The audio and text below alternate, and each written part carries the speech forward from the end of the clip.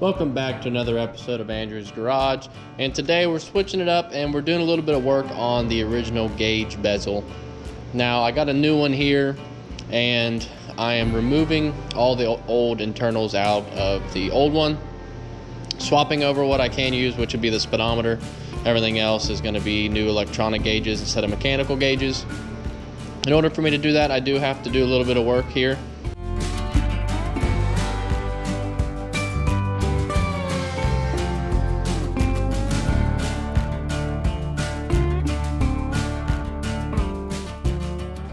It's a little different because I'm using some aftermarket gauges in the factory holes for the lower location.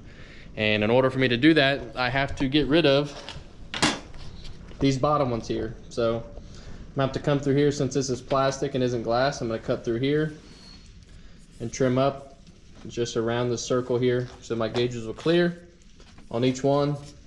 In return for doing that, I also have to cut the steel panel through here and get rid of the bottoms of them. And that'll give it enough room for the gauges to go through and still have this back panel here for the glass or for the plastic to show through, because I'm still using the factory tachometer. And for this fuel, I'm going to try to do something different with just pulling off the dial, because it kind of has that same design for the fuel. And then see, when I cut these off, that if I can remove these letterings without screwing up the plastic, and if I can, then I'll do that up here. So that's kind of my goals and plans. But for now, I'm going to work on starting to cut this around the gauge cluster here and see what all I can get out without ruining it.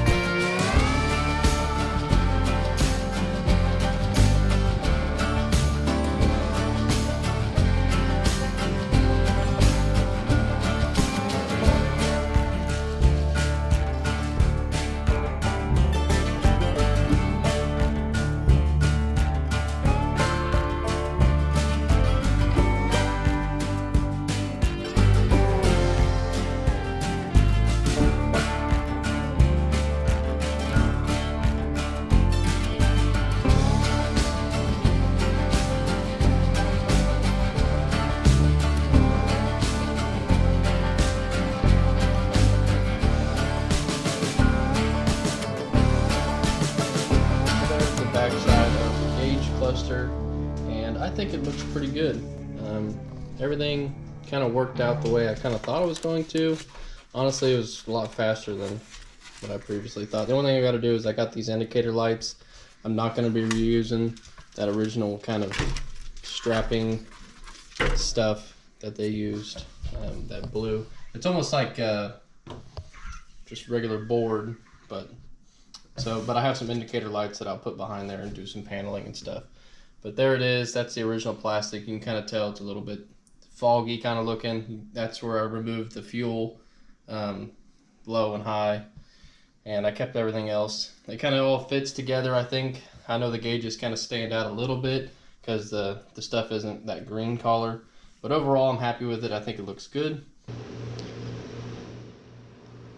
And pretty much here is me finishing up the wiring on the back of the bezel for all the gauges and everything, and the dash lights. So I use these little button style fitting lights. I think they're maybe a 1/2 inch, and they actually fit in the original bulb holes, so I didn't have to use the kind of circuit board type that was kind of finicky before. So I'm just putting them backlights in to the original bezel and wiring them all in, and it's all pretty much straightforward tying in the wires, except for the turn signal ones. Of course, those are going to be activated with left and right turn signals, and then the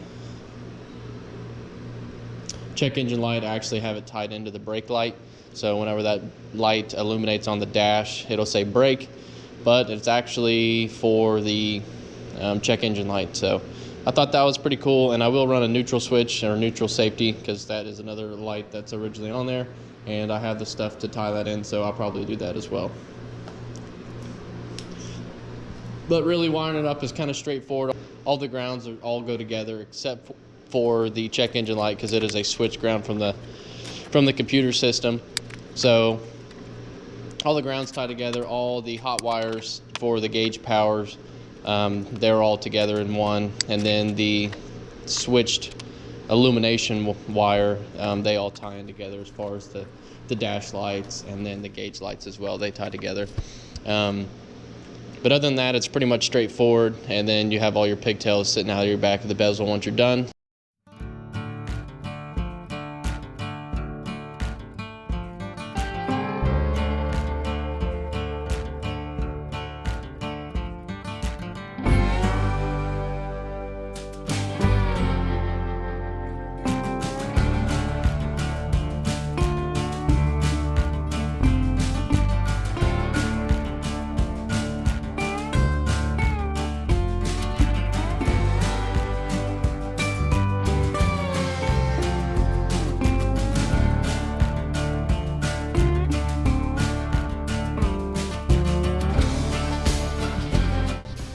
So if you look here, the blue wires are the signal wires coming back from the gauges. So all the sending units will tie into these three here, and that's pretty straightforward.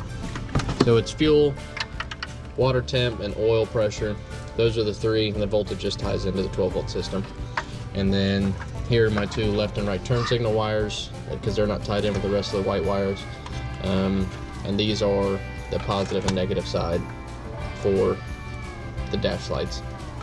So it's pretty straightforward. If you look in here, you can see where I had to cut the original plexiglass and cut the metal for these gauges to go around so they don't interfere with them. And that is the gauge panel on the finished product. It looks okay. The one thing that's different that I didn't realize is this is actually green when it illuminates, and these are white lights. So I'm gonna try to find some kind of wrap to wrap these bezels in that kind of give them a green tint.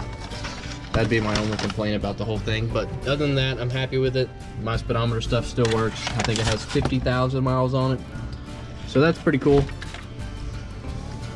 But that is how I did the gauge bezel and went around fixing it, swapping everything over, and modifying it to make it work without spending a whole bunch of money, because I think these bezels are anywhere from $400 to $1,200 depending on the type of gauges you put in them. And for this instance, I just want something that works and something that reads right and something that's just gonna continue working. And I know these gauges get some bad reviews, but I have them in the Pontiac along with the Terminator X system, and so I can compare both the increments that are coming out of the outputs, and they're really close enough to where I am confident to run them again. So they're motor meter racing gauges. They're kind of the cheapest, not the cheapest of the cheap, but they're pretty low on the totem pole. But I like them, I'll use them. But that is where I'm calling it for today's video. Don't forget to tune in next week for another episode, and we'll see you next time.